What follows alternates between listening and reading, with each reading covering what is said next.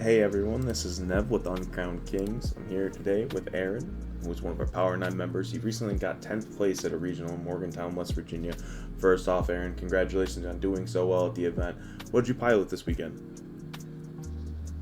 Thanks, man. I piloted pure snake eyes this weekend.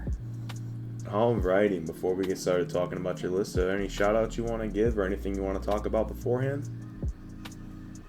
Yeah, shout out to the rest of the Kings for grinding it out with me on Dueling Book all the time and practicing. And shout out to Biggest Mike for whooping my ass in the mirror so much that I finally learned how to play it correctly. Respect. Looking at the list, the first thing I noticed is a heavy hand trap lineup coming at 14 cards. Is there anything that made you want to go that heavy into these hand traps? Yeah, so I figured at the beginning of a format there was going to be a lot more diversity as far as like the decks I'd be facing. And I also wanted to tailor them to also do well in the mirror match and against Fire King. So I kind of wanted to just like have options going into a wide open field. Yeah, absolutely.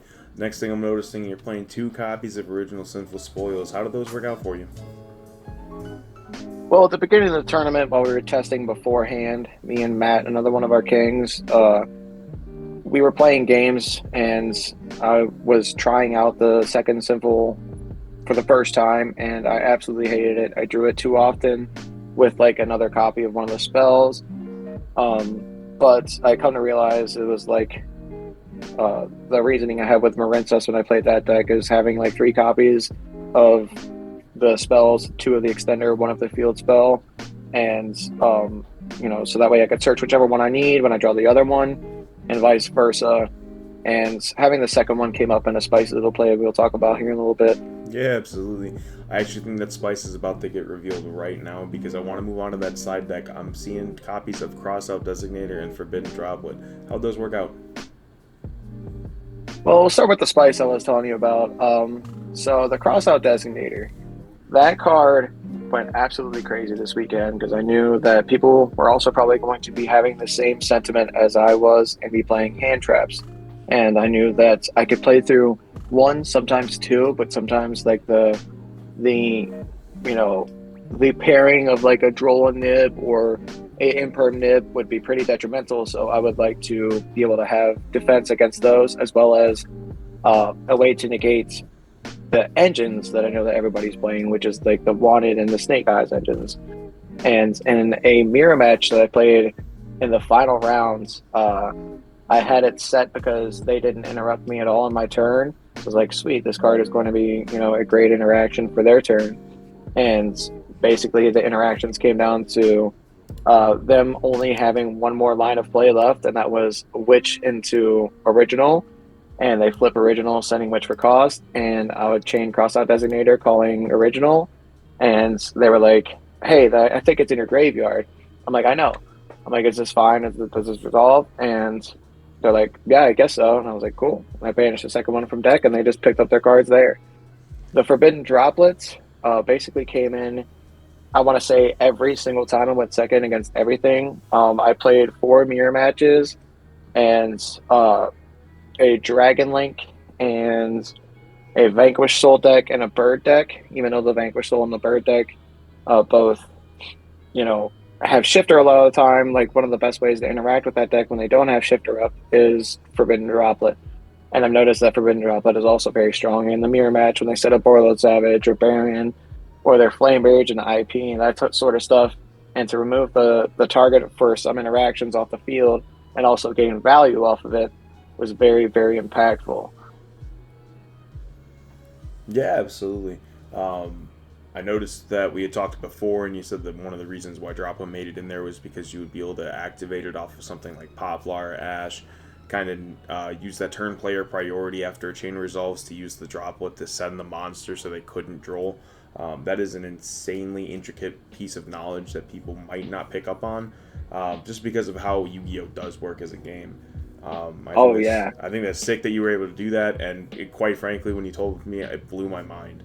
Um, yeah. I totally forgot about that. I do remember that now. That a lot of the times I'd be activating my search cards, and I would say I'm gonna now enact my turn player priority to activate a fast effect. I would drop Droplet on them and send a monster from hand or field or in the spell trap zone because it counts a grave, and negate one of their cards and then prevent them from drooling me. Then I've totally forgot I had that point last time we talked about this. Yeah, I It mean, for was a the very record, this very is the absolute first time we're doing this. There was no, previous takes or anything, of course.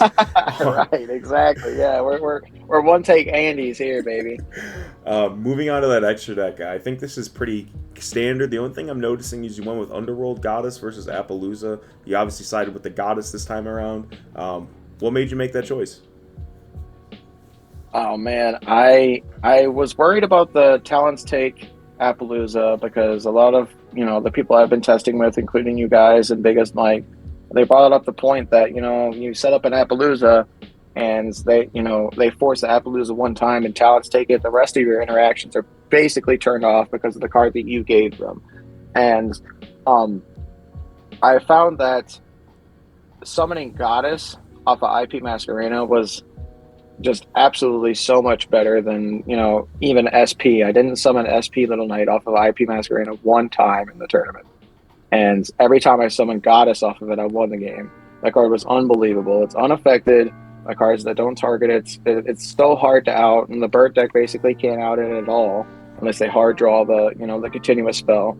And even then, like the fact that she is also a bell on legs to bell things like Flamberge and Oak and stuff like that, like is just phenomenal. Even like, you know, in certain interactions where like they were just, trying to set up an extender, just having that effect on board is just so nice.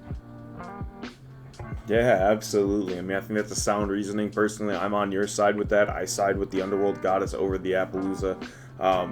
I'm in that same boat where I feel like I'm going to get talents, and I don't want to have to layer my interruptions around my own card.